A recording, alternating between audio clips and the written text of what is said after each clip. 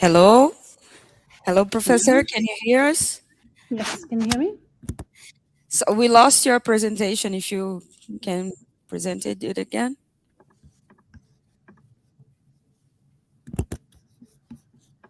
Can you see? Yeah. Okay. So sorry for our delay. No problem. We are going to start today. Hello, welcome. Today we're going to start our second and last day of Regenera, first workshop on regeneration. So let's start the lecture, Parhyale leg regeneration, which will be taught by Dr. Mathilde Paris. Dr. Mathilde is a researcher in evolution and development at the Institute of Functional Genomics in Lyon, specializing in the bioinformatic study of animal genomes.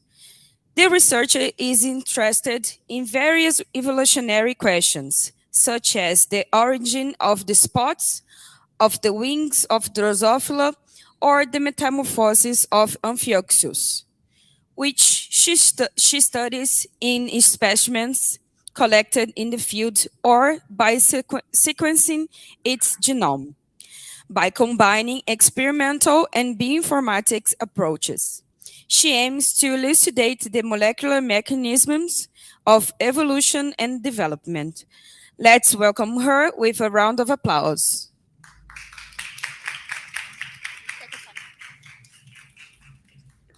Okay. So thank you for the introduction. So I cannot see you. So if you have any questions, don't hesitate to talk directly because I won't be able to see otherwise. Um, Okay. Sorry. So, in behalf of the Regeneration oh, Organization Committee, we thank you very much for accepting the invitation. You have about 30 to 45 minutes to deliver your lecture, and then we're okay. going and open to the questions. Okay. Thank you very much. Thank you. Thank you for the invitation. So I'm working in the lab of Michalis Averov at the Institute of Functional Genomics in Lyon, in France. And as it was discussed, I'm doing bioinformatics analysis on different range of animals, asking different kinds of questions. And the one I'm going to tackle today is about regeneration, and in particular on some crustaceans, Parhyale.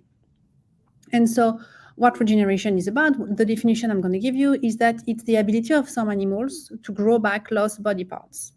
And we are going to focus on crustaceans. Can you see my mouse when I move? Yes, yes, we can see. Yeah, perfect. And so here you have an example of one animal. And you can see this black line is actually an amputation plane that has been done in the lab, and it's missing a part of its leg. And this part of leg is gonna grow back here within this piece of leg, more proximal. And then after the next molt, it's gonna be released and be functional again. And so that's what we're studying in the lab, and we're using both experimental and bioinformatics methods to do that. And so this indeed was done in the lab, but it actually occurs a lot in nature. Those animals, many animals, lose body parts quite often. So I'm going to show a small video of this other crustacean, which is a crab. And this one, in part that's not in the video, is that it got into a fight with some seagulls, and then it lost the battle. And got several injuries in this claw, for instance. And you can see what the animal is going to do. Because the claw is too damaged and cannot be repaired. So basically what the crab is doing is amputated itself and just going have its normal day. And what's going to happen is that this claw is going to regenerate inside the animal exoskeleton, and then it's going to be released and be functional again. And so those animals do it a lot. The animals we have in the lab, also we can see injuries quite often, and regeneration that's happen a lot. It also happen in many animals. It's quite widespread in the animal kingdom. You find it in echinoderms, in some vertebrates, like for instance zebrafish, mollusks. I've mentioned also, for instance, arthropods. Crustaceans can do it well. Some insects can do it. Some others, some can't. For instance, Drosophila. Also in cnidarians here. But those different types of regeneration vary quite a lot between animals. And so the questions I'm going to discuss today are about the fidelity of regeneration. How faithful can regeneration be, compared basically the new tissue that you grow back, how similar is it to the original one that was formed during development. So we're interested in the outcome of regeneration, and we're also being asking questions about the process of regeneration. So, and comparing it with development. So are they the same? Is regeneration a repetition of development? And so if you focus on the first question, how faithful is regeneration, we can look in some vertebrates, for instance. If you look at Ambystoma mexicanum, which is the axolotl, if you look at a limb and looks like a normal limb, and then if you cut it, basically it's going to be able to grow back to a limb that looks reasonably similar to the original one. But in other amphibians, for instance in Xenopus, if you cut the limb, then it's going to grow back to this kind of spiky structure that is very different from the original one. So even within amphibians, you can see this big variation. Here you just have you just look from the outside whether they are similar or not. But in some other animals, let's say in lizards, if you cut the tail, it's going to grow back, but the cell composition inside is going to be different. For instance, the bones are going to grow back into cartilage. So from the outside, from the inside, regeneration seems to be more or less faithful. And so we decided to tackle this question fairly in details using this model, Parhyale Y&cis.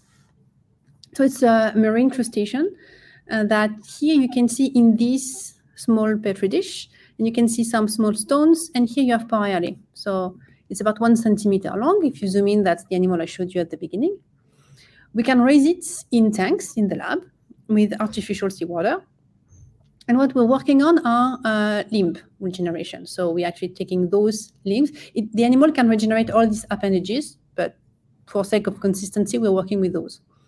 Here you have zoom on those legs. And like all arthropods, Parhyale has an exoskeleton, so kind of a hard cuticle outside that protect the animal. But so if you do regeneration studies, you can amputate them, and basically everything is going to grow back within this cuticle exoskeleton. And then when the animal molts, because it molts on a regular basis, then the old cuticle is going to be released, and the new limb is going to the old cuticle is going to be shed, and the new limb is going to be able to release with the new molt. And so if you have a zoom, you have a sketch of the animal. If you have a zoom on the limb, this exoskeleton allows us to actually glue the limb on a slide, and we can film it. And here, if you cut the limb in distal place, and then you kind of you can zoom in on this leg and you can film it. And so here you have the amputation plane, and each nucleus represents, each dot represents a nucleus that has been labeled with CFP. And you can track what's happening hours after amputation. So those represent the different hours of the amputation. And this movie lasts for about a little bit less than a week. And this movie was done by a PhD student, Charlotte Chebrim, that I'm going to come back to his work later. And so basically here, what you can see once you've amputated is you can see lots of things. First, you have cell movements that go from the distal part to close the wound. And after a little bit more than 2 days, what's happening is that you're going to see detachment here of the cells, and then you're going to start to have more cell movements. So basically things pushing here. You're going to have cell proliferations and morphogenesis. And you can see kind of a little limb forming inside this enclosed area, which is the cuticle here.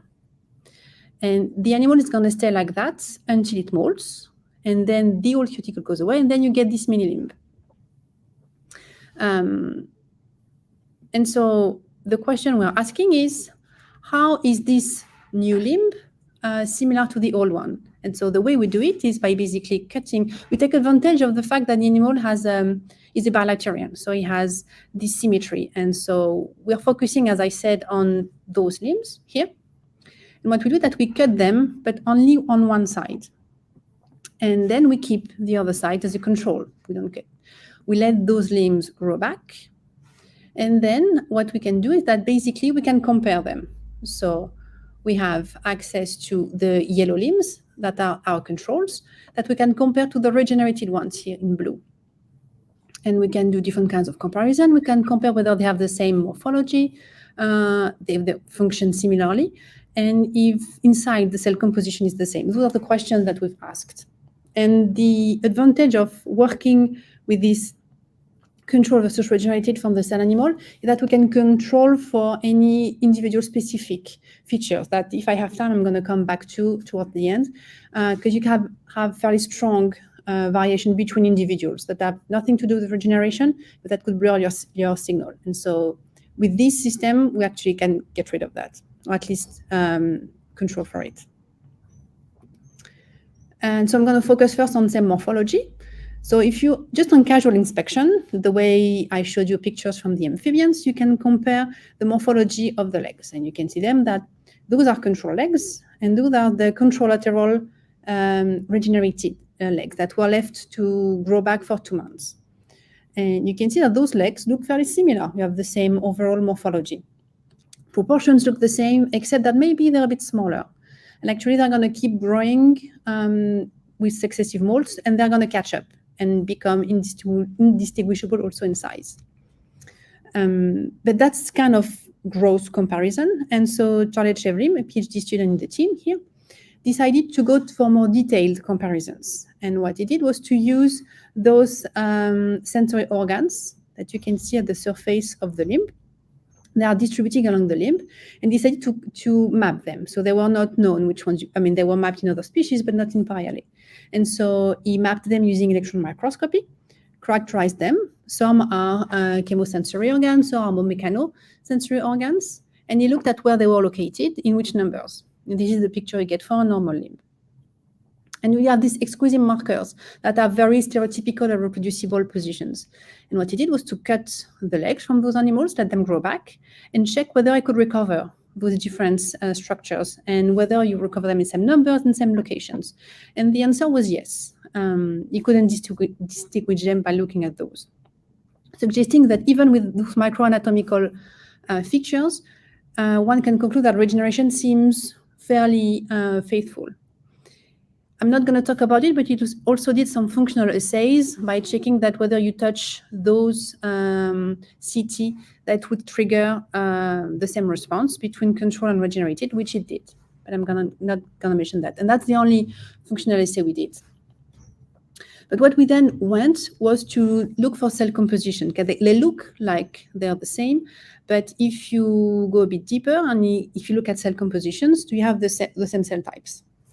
To do that, we went for single-cell RNA-seq.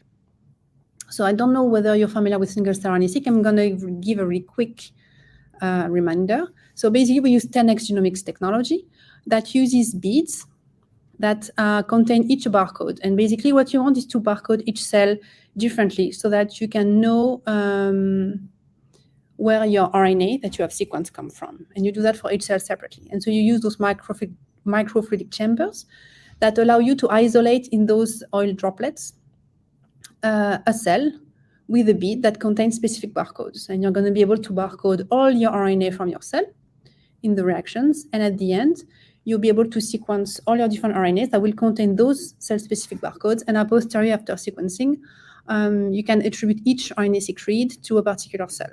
And then you can compare, basically, the transcriptome of each of your cells.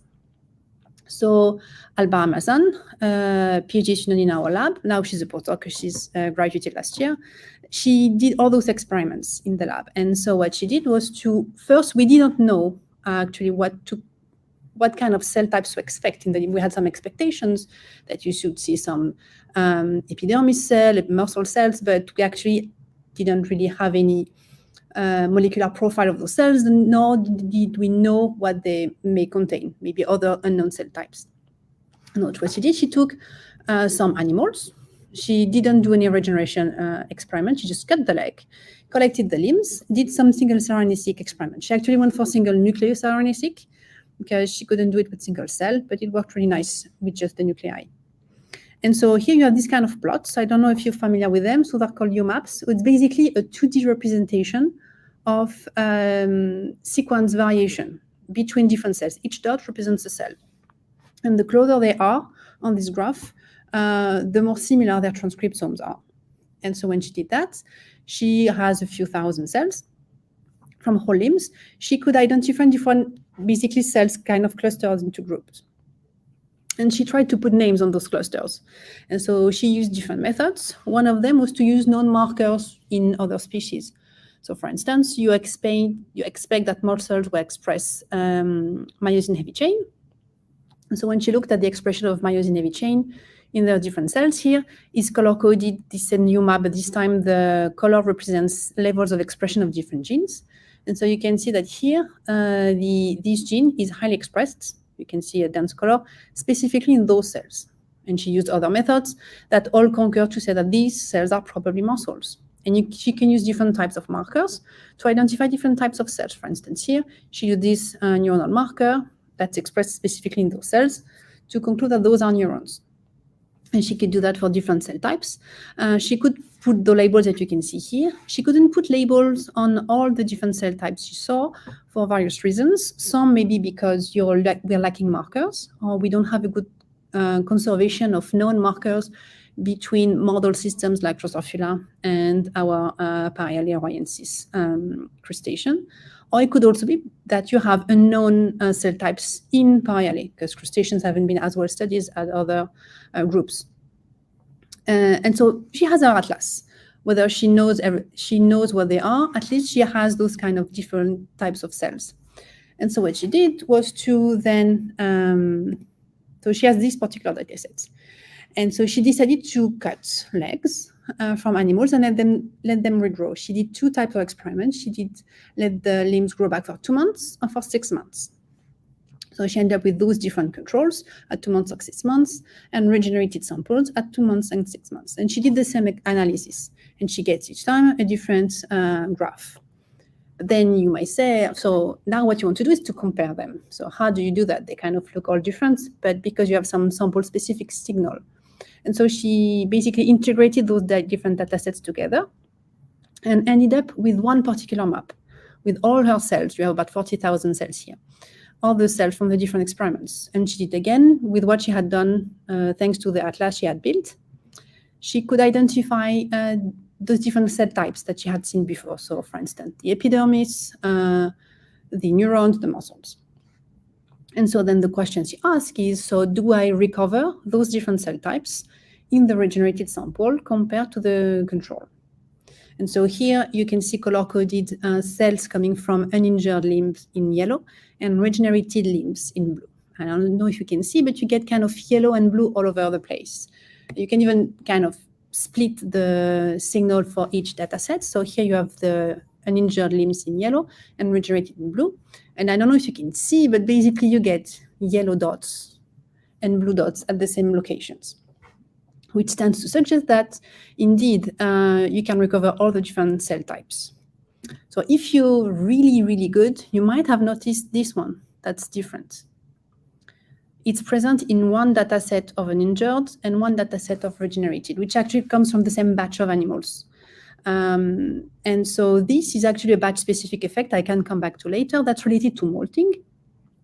And that's which has nothing to do with regeneration. And we were kind of happy to see that. It was just by chance that those animals were basically close to molting at 6 months when Alba collected them. And that told us one thing, was that we were able to detect differences in some samples when they did exist. So we could detect this particular cell population, which tends to reinforce the idea that if we don't see any difference elsewhere, it's probably because it's not for lack of detection power. That made us happy. We could see that qualitatively, Parhyale is able to regenerate all the different cell types in the leg. So what Alba did was next to quantify the proportions of cells in those different, to quantify the proportions of cells in each of those cell types. Basically, you get the same number of epidermal cells, the same number of muscle cells, and the answer was yes. You recover them, or at least we couldn't detect any statistically significant difference in proportions of cells. Okay, so you get all the same types of cells in the same proportions, but maybe they've kept some sort of signature, molecular signature of differences in expression. And so we didn't find anything. So we compared mRNA levels between regenerated and injured. And you can see here, if you compare overall expression levels in the epidermis, or in the muscles, and the neurons, basically you see points aligning along the diagonal. So expression levels are the same. Even if you look for those uncharacterized cell types, you can still see it's really well conserved. Some expression are low, but they're fairly similar. We only found, I think, 3 genes for which expression was different, but those genes didn't really make particular sense, and 3 out of the whole transcriptome is really low. So I thought, okay, maybe those are lots of tiny subtle changes that we cannot really see when you compare directly them one by one. So maybe we went for a different strategy, went for machine learning, and try to predict, based only on gene expression, whether a sample was a controlled or regenerated sample. And basically, taking into account all genes. And basically, we couldn't do any better than chance. So we were not able to predict better than just flipping a coin, whether a sample came from a regenerated or a control limb. And actually, this method works really well if you want to know whether a cell comes from different cell types. So you are able to predict based on the transcriptome whether it's an epidermal cell, almost 100%. So I was really specific to this specific feature, meaning that we didn't find any transcriptional signature. So just to conclude on this particular part, what we've tried to study is to see whether Parhyale Rovinensis can regenerate legs faithfully. And what we showed was that they were indistinguishable from the original legs, both in terms of anatomy and microanatomy, looking at the CT, sensory function, which I didn't mention, also cell type composition and transcriptional profile. So those results show that regeneration, the outcome of regeneration is indistinguishable from the outcome of development. And so the next question that we asked was, well, maybe that's because the process of regeneration is actually mirroring the process of development. And so we wanted to tackle this question. And the way we did that was, again, to use genomics method. First, yes. Why could make them different or similar?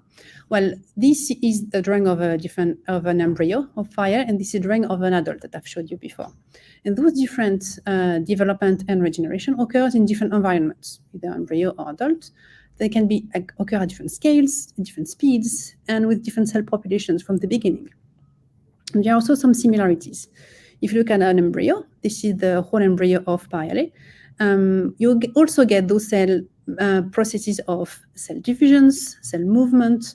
We have morphogenesis, and you can see here the different limbs appearing in the Parhyale embryo. But if you look at the adult, well, if you cut here and you look at the movie, you also see those events of cell movement, cell proliferation.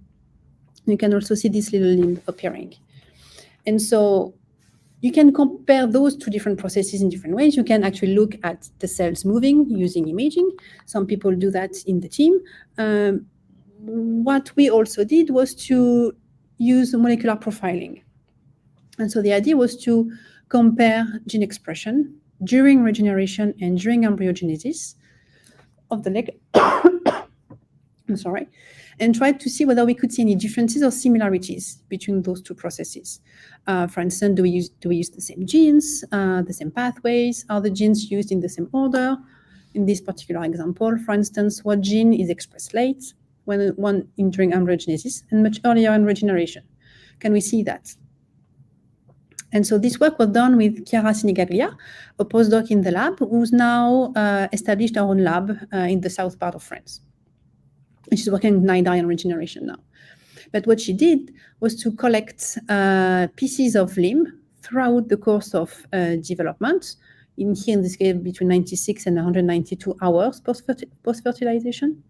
And she also collected samples during regeneration, between the time when you cut up to about 5 days after amputation.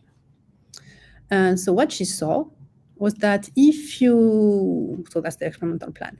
So she compared gene expression using principal component analysis.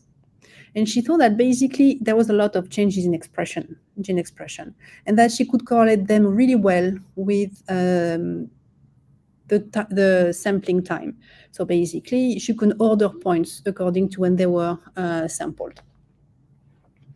And she could see that that's because you actually have a lot of gene expression variation. So you could identify many genes that were, here you have through time different genes, and in vertical you have different samples, and in line you have different genes, you can see a lot of changes in expression in those embryonic samples, which was not very surprising because in other animals you always see a lot of variation in gene expression, lots of dynamics during embryogenesis. And then she did the same during regeneration. She actually samples two types of samples in one leg. She sampled the regenerating sample piece, which is the most distal one. And also in each animal, she collected a more proximal piece to control. This piece is not supposed to regenerate because it occurs more proximally. It's outside of the view I showed you earlier on the video. And there the picture was really different. We could see some transcriptional signature of regeneration. If you look at here, here you have samples ordered according to when they were sampled, when they were cut, and you could separate clearly the light blue samples, which are not regenerating, to the dark blue samples, which are regenerating. You had a few exceptions, which were those ones. You can see those blue samples, which are actually distal parts of limbs that were collected either before or after regeneration. So basically, they were not regenerating. So you clearly have this nice separation. So you have a signal of regeneration. But then if you also had a strong signal looking at the first axis, and this is looking at the second component, you could also see a strong signal that was linked to each individual. So there was a lot of variation of gene expression that was the same within each individual. So here she collected 4 samples for this individual, 4 samples for this other individual. And if you compare signal between individuals, you could see this within individual similarity and between individual variation that we didn't see in the embryos. So, and this signal was very strong. And then when you try to see whether you could see a progression of gene expression during regeneration, well, that's what you kind of see here. It kind of was there, but kind of weak. Those dark blue points tend to kind of increase during time, but it wasn't very convincing. We tried to focus only on taking regenerating samples by basically doing a PCA, and you can see here some sort of signal that's linear with time of amputation, but it was very variable and definitely much more than during development. So we thought that maybe that was due to some inter-individual variation that was specific to each individual, which I have mentioned in the past. And so what we did was to look at molting, because those animals molt about 1 every month, and it's a strong effect on the animal. And we tried to study whether that was the cause of this variation in signal that we saw. And so Alba, that I've mentioned before, who's done the work on single-cell RNA-seq, she collected samples at different stages of regeneration, different stages of molting. And then we did some transcriptomic analysis on those. And what we saw was that indeed, if you do a PCA on those samples, you can clearly cluster your different samples according to when in the molting cycle they are.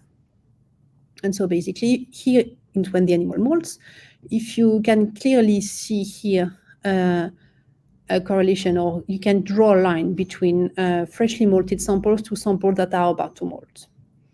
And so we took this plot and we plotted back our regeneration samples on those.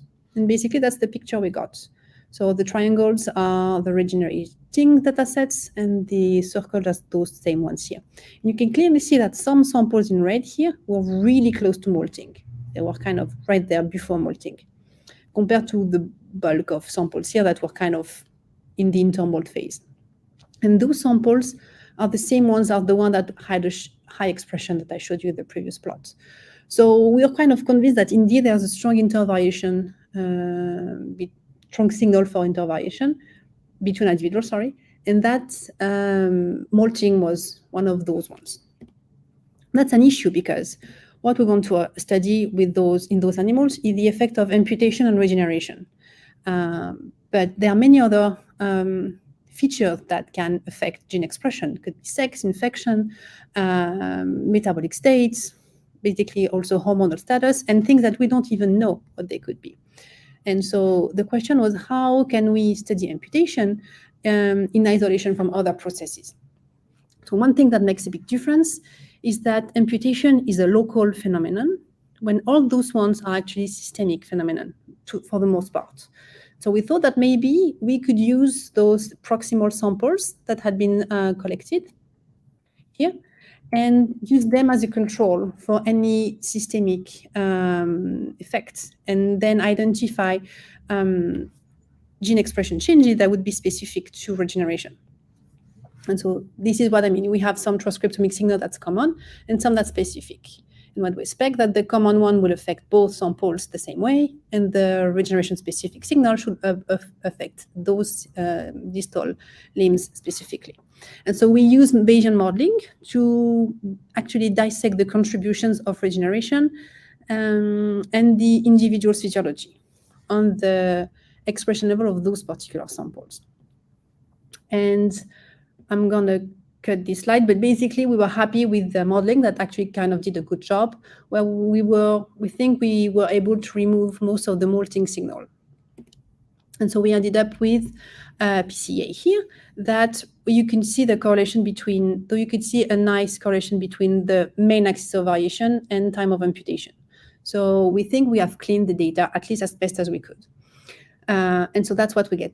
That being said, if you compare this PCA with what you find for development, you can see a much tighter here signal. So even after we hope cleaning or correcting the expression, regeneration still shows less predictability and more variation in expression. And even if you put those different samples together, that's kind of what we also saw. So we can see that they harbor very distinct transcriptomic signal. Here has been shown in gray the embryogenesis samples, and in red we have the regeneration samples that have been put together. That's the first slide where I show you the data together.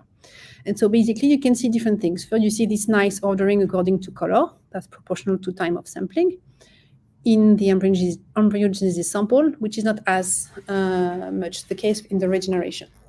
And also, those points vary much more. So the main axis of variation are driven by embryogenesis samples. So basically, gene expression changes more, and it doesn't change the same way. So basically, they don't really overlap. So we don't really saw any obvious alignments between the variation seen in the embryonic and regenerating time series. We tried other methods. I'm just showing you this one, but it was always the same case. They didn't align really well. And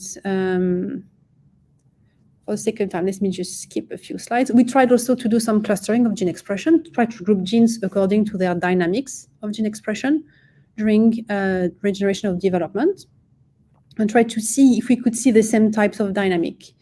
For instance, if you expect that regeneration and development, these genes co-change similarly, you would expect something like this, where you have some early genes, they're early in both regeneration and development, and so on and so forth. And then you have late genes here. And you might have some partial collinear expression for some clusters. So that's what we did. We clustered genes during regeneration and embryogenesis according to when they're expressed. And basically, we didn't find any correlation. So the genes that are expressed, you didn't find this kind of nice collinear expression. So genes were basically not expressed at the same time. This is when you look at all genes. So I'm going fast for this one. But if you look at some particular genes of interest, for instance, you look at genes that are interesting, that are implied in implicating proliferation, patterning, or terminal differentiation, like in the nerves and the muscles, and you look at the expression of those different genes, which is what you see in each line, in your different samples, here on the in each column, and you order them according to when they were collected. Basically, you see those kind of nice waves, red meaning highly expressed and blue meaning poorly expressed. And you can see early expression of proliferation genes followed by expression of patterning genes, and then activation of the terminal differentiation genes. Kind of really nice picture. If you look at regeneration, well, again, it's a bit blurrier. We don't really see those nice groups of genes co-expressed, but also you can see that, for instance, proliferation and patterning genes are expressed at the same moment. We couldn't separate them. And if you look at terminal differentiation genes, where they're actually expressed before regeneration, they're turned off. So at the beginning of regeneration, they're still on. And there they're being put on again, but much, much later. So we get these different pictures. And so as a conclusion, Although we see really high fidelity of gene expression or high fidelity of regeneration in terms of morphology and also cell composition, this is not reflected by the molecular profiling during those processes. And so regeneration doesn't simply mirror development. And what we saw that it rather deploys some of the same gene modules in a different overall framework. And so what we're doing right now, that we're trying to look at regulatory networks. So that's my last slide, where basically we are trying to identify which genes are important. We have some candidate genes that could be important for regeneration and development. And we're trying to identify those six regulatory elements and test whether they are the same between regeneration and development, or maybe they are process specific. And try to link those to different transcription factors and build those modules and try to compare them between the two processes. That's what we're doing right now. So this work was done at the IGFL. It's a nice building. And the work was done, I've mentioned, everything was done with Mihalis in his lab. And Charlotte Shevlin did all the microscopy that I showed you, and the live imaging. Alba did all the single-cell RNA-seq and also the transcriptomic production of the transcriptomic data for molting. Chiara did the RNA-seq comparison between regeneration and development. Those are the funding agencies. If you're interested in coming to Lyon, Rodrigo can tell you it's a nice place. And thank you for your attention. And if you have questions, I'm happy to answer. And I'm going to stop sharing my screen if that's okay.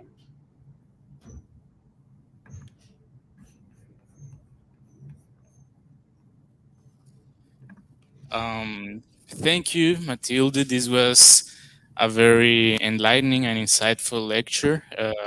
Now we have some time for questions. So I was a bit fast at the end because I could see time running. So, but you have questions because I went fast at the end. Don't hesitate. okay.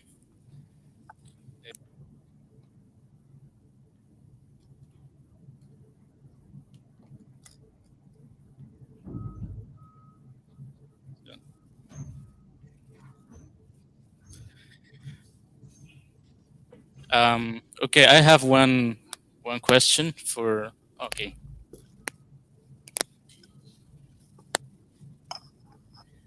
Hi, hello, good morning here in Brazil, probably good afternoon in France. Good morning. So thank you very much for your talk. It was really amazing.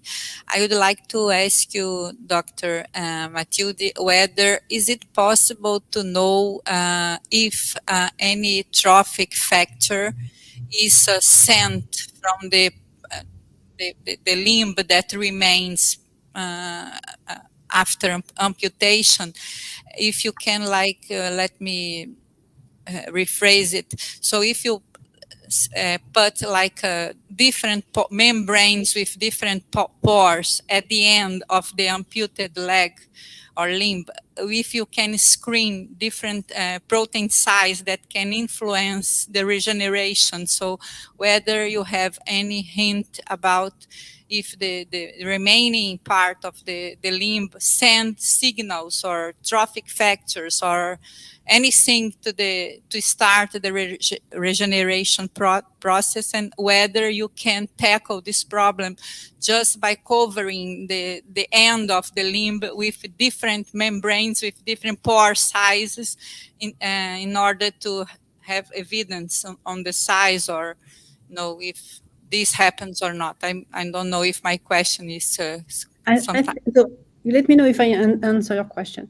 So what is being done in the lab is actually, so the first step of regeneration is wound healing. So you detect there's the wound, you close the wound, and then you start the process of regeneration. And so the first step is to be able to detect this wound healing. There are different things that the animal can detect, but then you have, for instance, macrophages coming to close the wound. And then there's definitely some signal that is being triggered.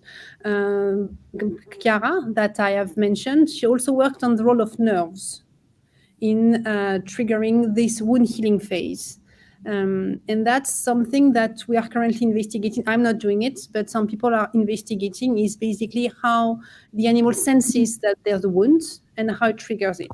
Then whether there's some signal that is sent to the rest of the body, that we haven't looked. There's probably some hormonal signal that is sent. In some other crustaceans, there has been some proof of an interaction between molting and regeneration, meaning that if an animal has some regeneration in process, this is going to affect the timing of molting.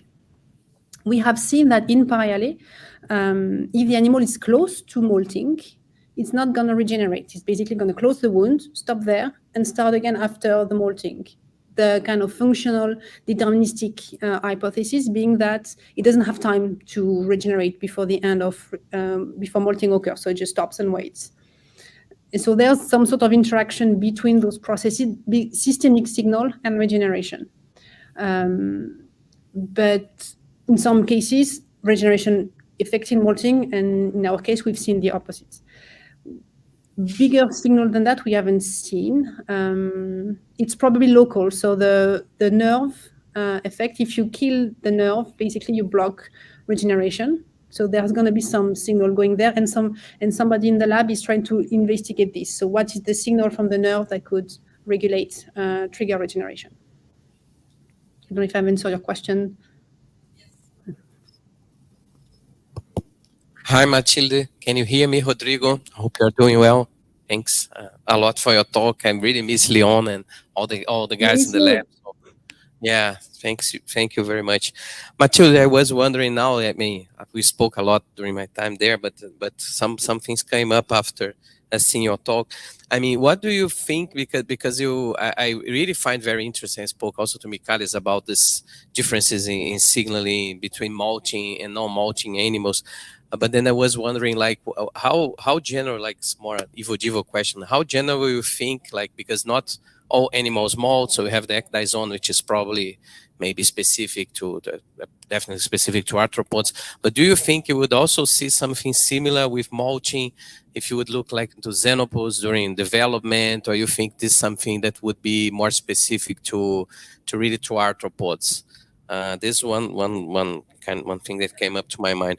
Another thing I was considering is because when we do the interpretation in the lab, we always kind of start not always, or I mean, I'm not sure, but thinking about now that we never start really with exactly the same number of cells. So how many cells you have there, if you think that particularly if this initial steps, this will also depend on how many cells you have there. So that was something I was wondering. And third, sorry if I'm asking too many questions, but the third one would be: do you think like this earliest stages of regeneration, what would we really be the factors that you mentioned now at the end of the talk that would be really triggering like this de-differentiation of precursors? If you have any hint on that, or how would you follow that later? Sorry for many questions. I'm trying to not forget anything. For the first question, so especially for arthropods, the ability to molt allows you to regenerate. If you cannot molt, it constrains a lot the way you can regenerate, because you have this exoskeleton, and so basically you've cut it. And so if you cannot molt, it makes it difficult to regenerate basically a new piece of limb. So I think in arthropods, the exoskeleton is big constraint on molting. For other animals, there have been some talks about the fact that some cells, basically the pool of precursor cells might be different depending on different species, and so that might constrain regeneration. That being said, why some regenerate and some don't, why you get that nice regenerative ability in axolotl and not in Xenopus, that I don't know. And it's not molting, because it's very specific to arthropods. There might be other processes, but which one it would be other than arthropods, I have absolutely no idea. And the link with embryogenesis is also it also may depend on, because those different regenerative abilities might not be ancestral. There might be, gain depending on which species you look at. And so how it has evolved might also constrain on how it's being done, basically. So I don't have a really satisfying answer to this question. In arthropod, I think the cuticle constrains it a lot, and the ability to molt, basically. Your second question was which cells participate? Yes, sort of, yeah.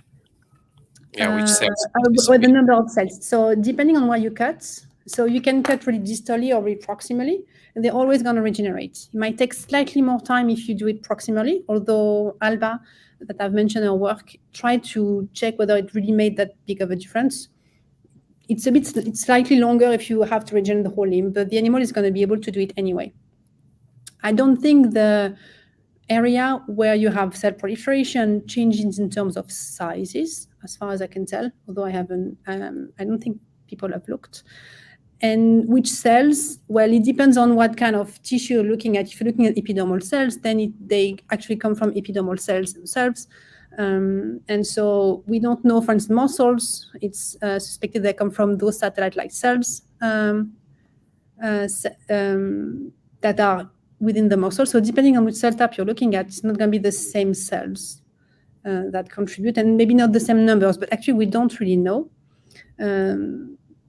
For the epidermis, it looks like any cell that was a paper that was done analysis lab by using live imaging, where they look at different epidermal cells, and they could see that basically all of them contribute close to the wounding site, contribute to making new epidermal cells. For the muscle, it's not the case, where you have some cells contributing, which are probably those satellite-like cells. For the other cell types, we don't know.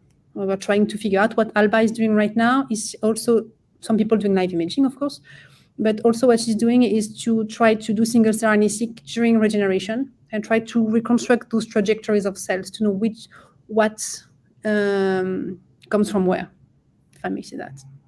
So she's doing it right now. And what was the third question? Sorry, I forgot. About the future plans, about how to look to the Yes, for the precursors. What Mihalis had in mind, because he's the one working on that, was to look at neurotransmitters to see what those neurons could be doing. This is work in progress. So now they haven't looked too much at what is triggering, but I think he wants to look for neurotransmitters right now, to look at wound healing in particular. It's unclear whether it's a communication between. It needs to work on it. Chiara left the lab, so they haven't worked too much on that, but they are trying to kind of revive it these days. Okay. Any more questions? So I've got a question.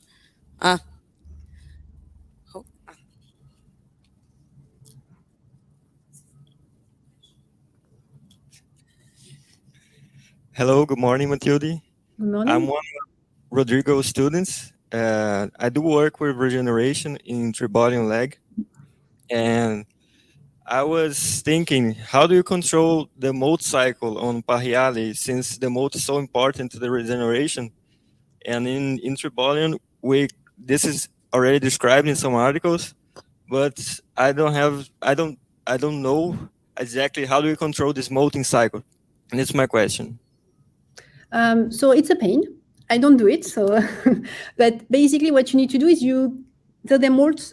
Depending on how old they are, they're going to molt more or less frequently. The bigger they are, the less frequently they're going to molt. And we are taking old animals for those experiments because they get bigger with each molting. That's why they keep molting, that they keep growing. And so you get more cells, so you get more material. And so they molt about once a month, roughly, the animals that we're working with. And so what basically Alba does is that she takes a big cohort of animals, she isolates them, and then she keeps track of whether they're molting or not every day. And so the animals that when she wants to do an experiment, she takes dozens of animals, and then she checks the ones that have molted recently. She knows, because she has tracked them, that they have molted, let's say, within a week. And so she takes those animals together and she makes her experiment on those, because she knows they won't be molting again during our experiments. And we see that the transcription signal is really strong for animals that are about to molt.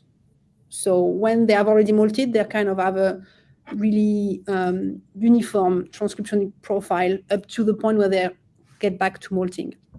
So she's kind of sure those ones are not going to molt while you're doing experiments. But anyway, she's also keeping those animals and keep tracking them to check whether they are going to molt. Maybe for whatever reason, something happens, an animal molts again, and she would be able to indicate that in her notebook. The sample would have been processed, but at least she would be able to note that. But that doesn't happen. Once she just takes animals that molted right before, And so she kind of knows they're good to go, which means a lot of work because she needs to plan the experiments quite a lot ahead and use many more animals and, feed them and take care of them individually for weeks before the experiment. Okay, And thank you. Sorry. You can continue. My question is more general. So since Regenera, our workshop is about the regeneration from cell to animal, Parhyale is a great model to study regeneration. And we want to know what's the potential of the periopod regeneration in Parhyale is inspiring new therapeutic approach to tissue regeneration in humans. How can this be a model to study this? So we don't use it for that purpose. Basically, we're trying to look at how this animal do. The way you can extrapolate in humans is, for instance, we don't really regenerate well. We don't have those capacities. But if we wanted to be able to kind of trigger this potential, and a possible way would be to try to reuse what we do in the embryos, basically reuse those molecular pathways and signaling pathways that we actually know how to make. We know how our genome contains the ability, the information to build a limb, for instance, because that's what we do when we're fetuses. And so how could we kind of revive those pathways is difficult. Well, in Parhyale, that they know how to make a new limb in the adults. And so the idea is to see whether in an animal that can regenerate, do they actually recycle developmental pathways? And if so, how? And how does that inform us on the way we might be able to recycle our ability to grow limbs? So basically, you use Parhyale as an example of one that can do it. And is it something we could try and mimic to some extent? Okay, thank you. I think we have a last question. Yeah, just a quick one. Matilde, from your results, how do you compare the immune response to the tight patterning that you get from the leg regeneration? Do you think that immunity and inflammation are just the triggering event, or does it have a role in the actual regeneration of the limb? That's a really interesting question. We don't know. We had somebody recently suggesting an interesting experiment. So we don't know, because basically you cannot disentangle them. You always have to have wound healing, basically before you regenerate. So that's we don't know. One experiment that has been suggested to us was to basically amputate, like laser ablate cells inside a limb without having an actual wound, and see whether which process is going to occur in this way. The answer, I don't know. Right now, we are looking for the immune system for the role of wound healing, and we haven't separated that from regeneration so far. We need to find a way to do that technically. Thank you. So I think we don't have any more questions. Thank you, Dr. Mathilde. Thank you. It was really, really great, your presentation. Thank you. Thank you.